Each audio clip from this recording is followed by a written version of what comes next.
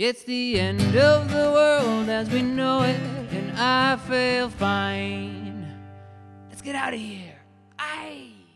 Hey everyone, it's Aaron from Got a Minute, and I was reading some comments from my videos before on this eclipse that's coming in 2024, April 8th. And so this picture is taken from the website. It's called eclipse.gsfc.nasa.gov, etc. This is where you can get all these pictures. But so I was hearing that, hey, the last time that the eclipse went over the New Madrid was in a very similar fashion, was back in 1806 and 1811. So I dug up those old eclipses, and so here is June 16th, 1806. You see her here in the center.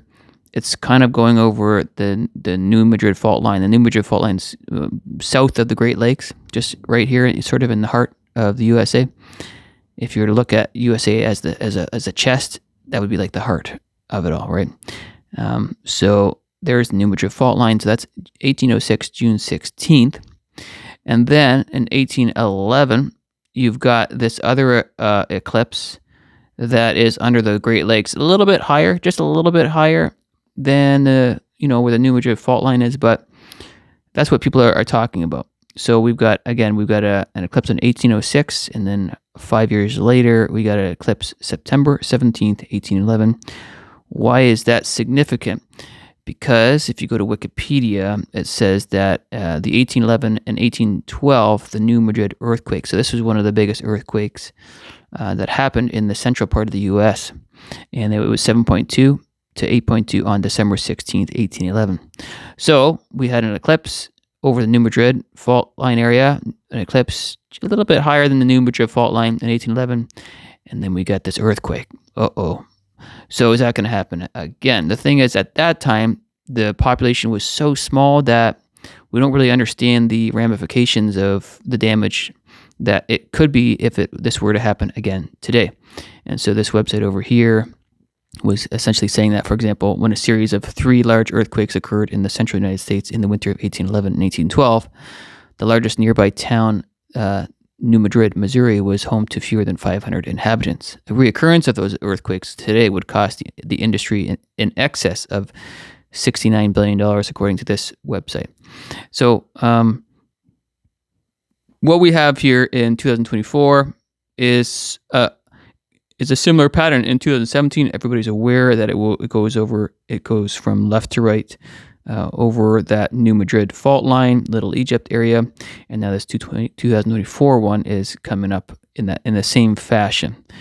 So, a lot of people say pattern is prophecy, and I think that's very, very interesting that we have these eclipses separated by 18, 19, 20, 21, 22, 23, 24, approximately 7 years.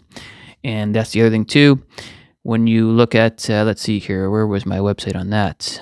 Oh yeah, when you look at that, there's a bit of a shape of a 7 in that area, and so here's another picture right here of, it looks like a bit of a 7 shape. There's different pictures that you can look at. Here's another kind of looks like a 7 in a way. Here's another one that looks kind of like a 7 in a way.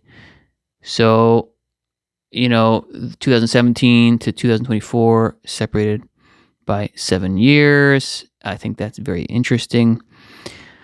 So, my attention is really, I think all of our eyes are on this eclipse. I don't know what to make of it. I think it's very, very, very interesting.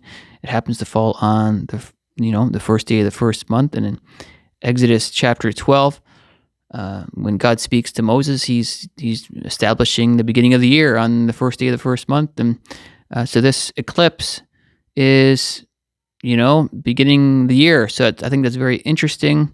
Well, we'll leave it at that. So what do you guys think? You think there's going to be an earthquake soon? You think this is a sign of judgment? I personally think that it is a sign of judgment. Time will tell if it happens on that day or a couple months after it or whatever. Just like I said, in 1811, it was 1811, September 17th was that eclipse, and then according to Wikipedia, that earthquake came in December, so that was a few months after the earthquake. So we could be looking at the same kind of a thing where there's an eclipse and then an earthquake a couple months later. Who knows? Most importantly, time to get tight with Christ. We are near the end. We must be near the end. It's getting crazy, as you guys know. I don't need to tell you. We are aware the world is going a little nuts, and it will continue to do that. So put your full trust and faith in God, in Jesus. Accept that free gift of salvation on the cross, and we'll be talking to you guys soon. I hope to see you in the clouds very soon, one day closer. Go, Jesus, go.